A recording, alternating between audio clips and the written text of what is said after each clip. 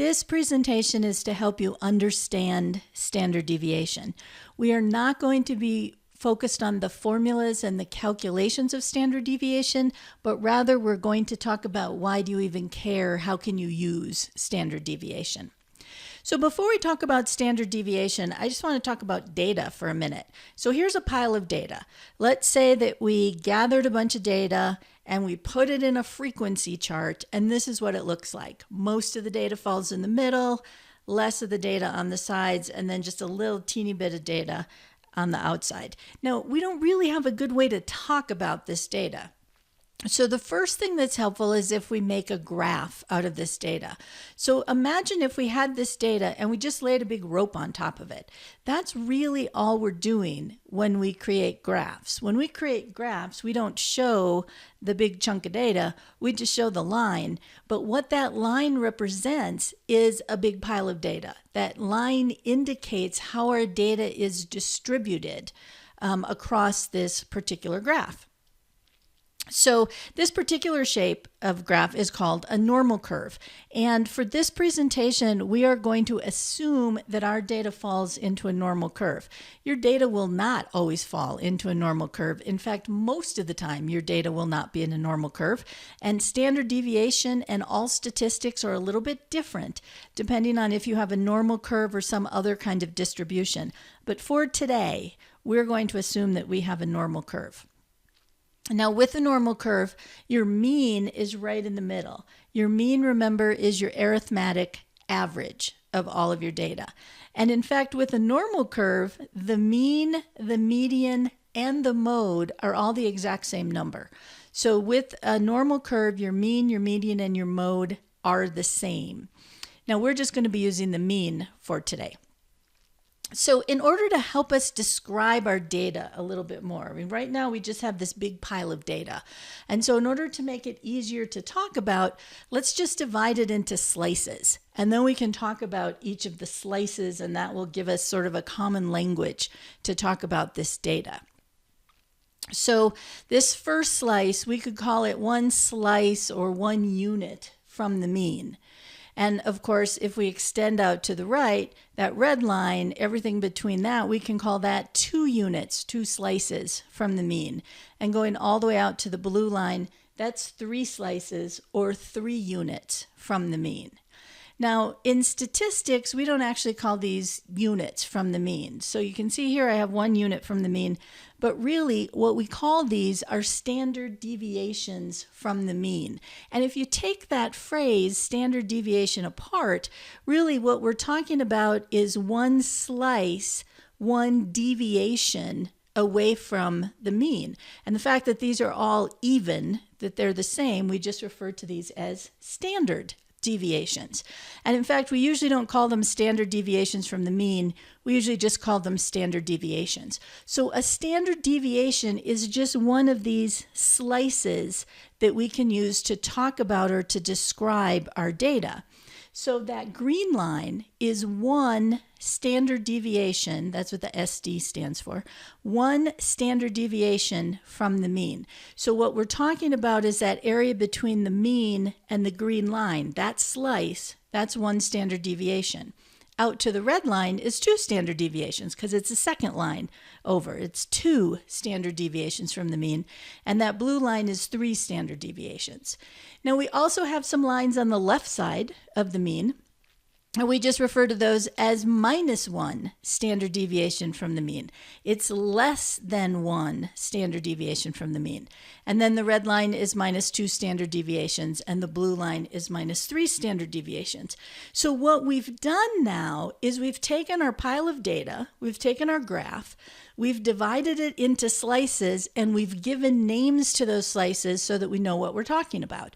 So if I say 1 standard deviation or 3 standard deviations or -2 standard deviations, you know which part of this graph that I'm talking about. So let's start by talking about this middle part. So this green part is -1 to +1 standard deviation. So -1 to +1 standard deviation. And of course, you can tell just visually that this represents the greatest chunk of our data. Most of our data is piled up in the middle here. And in fact, this represents 68% of our data. So on a normal curve, from -1 standard deviation to +1 standard deviation is always going to be 68% of your data. Now again, you might not always have a normal curve, but if it's a normal curve, 1 standard deviation plus or minus equals 68%. Well, actually, it's 68.2% of your data, but we're not going to split hairs. We're going to say it's about 68% of your data. Now, if you extend that out to 2 standard deviations, 2 standard deviations represents about 95% of your total data. And when you look at that visually, it kind of makes sense. There's only a little bit of data left that's not accounted for by this red here. And I said it's about 95%. It's actually 95.4%. But again, we're just going to say about 95%.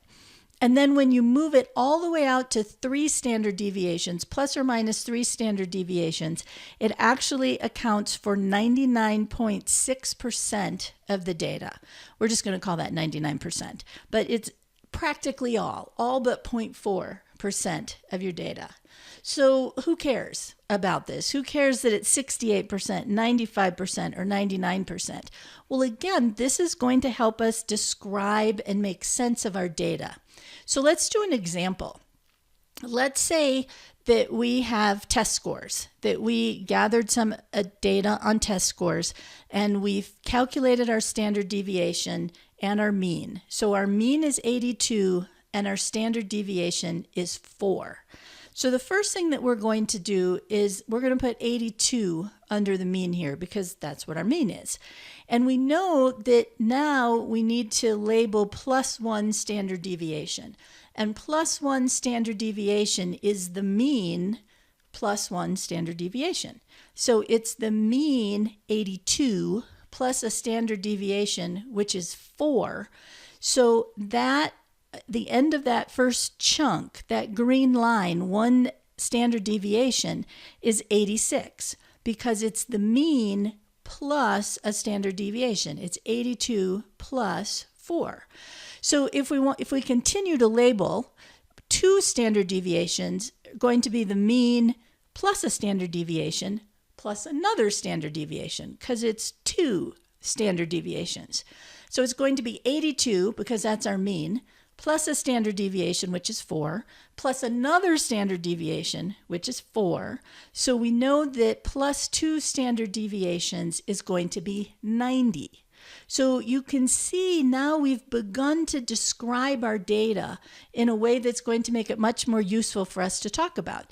If someone says, hey, 1 standard deviation, I wonder what that is, you can say, I know what that is. That's going to be 86.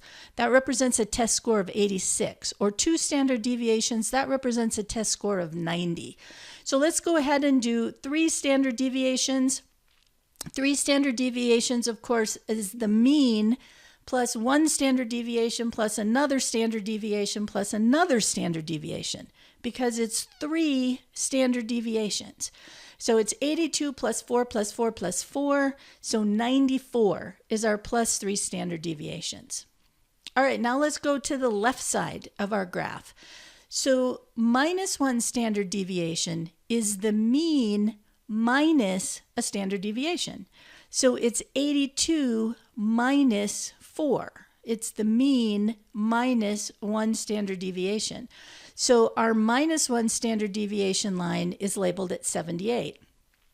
Our -2 standard deviation line is labeled at 74 because it's the mean, which is 82, minus a standard deviation, minus another standard deviation, because we're talking about -2 standard deviations. So it's 82 minus 4, which is 74. And same thing for 3 standard deviations.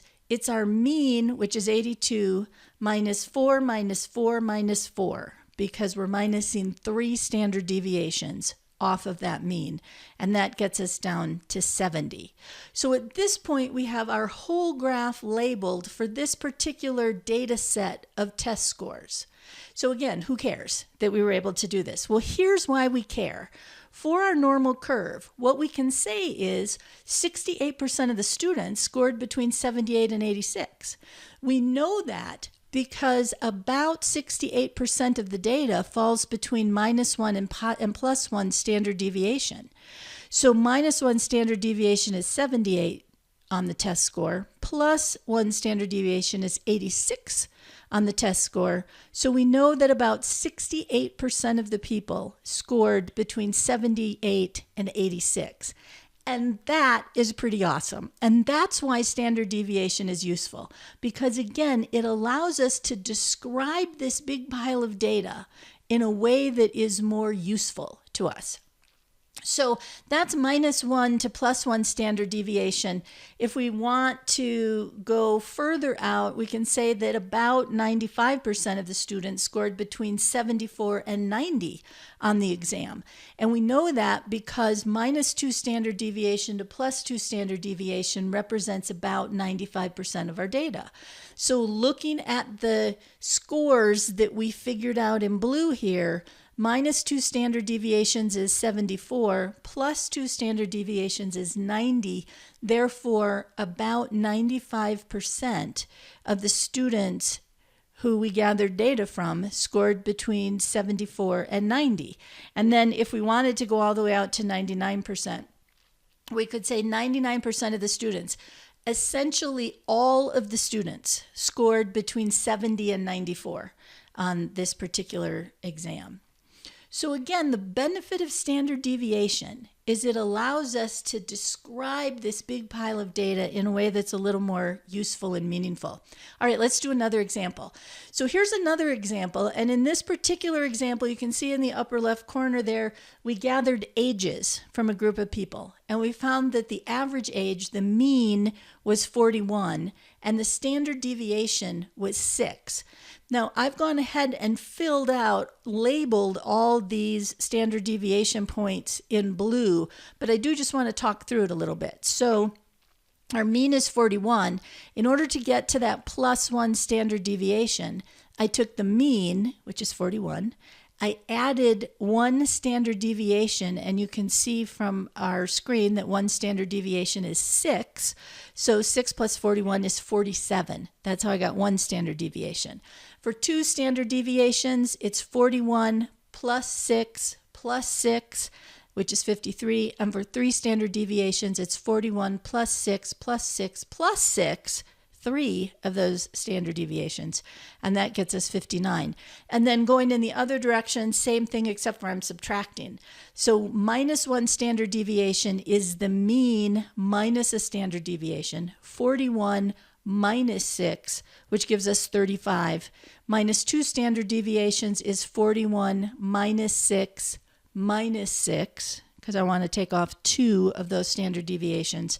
And -3 standard deviations is 41 minus 6 minus 6 minus 6. So I'm taking off 3 of those standard deviations, and that gives us 23. So now that it's all labeled out, here's the question. What percentage of the participants that we gathered data from are between 35 and 47 years old? So look at the graph and find 35 and find 47. And you see that they fall on the 1 standard deviation line, -1 standard deviation to +1 standard deviation. And what we know is on a normal curve, that represents 68% of our data. So again, with standard deviation, we are, at least today on a normal curve, able to answer some questions about our data or describe our data. So another question, what is the age range of 95% of the participants that we gathered data from? Well, we know that 95% represents 2 standard deviations plus or minus. So that would be from 29 years old to 53 years old. So here's another standard deviation problem. Last one, but we're doing this one without the graph. so here's hours studied. So the mean of the data that we gathered from people is 9 hours studied, and our standard deviation is 3. So here's the question. How many hours did 68% of the students study? Now we know that 68% represents what? 1 standard deviation. So what we need to figure out is -1 standard deviation to +1 standard deviation. We don't have to do the whole graph to do this. We can just do the math. So we know -1 standard deviation is the mean, which is 9, minus a standard deviation, which is 3. So 9 minus 3 equals 6. And to figure out +1 standard deviation, we take the mean, which is 9. We add a standard deviation, which is 3.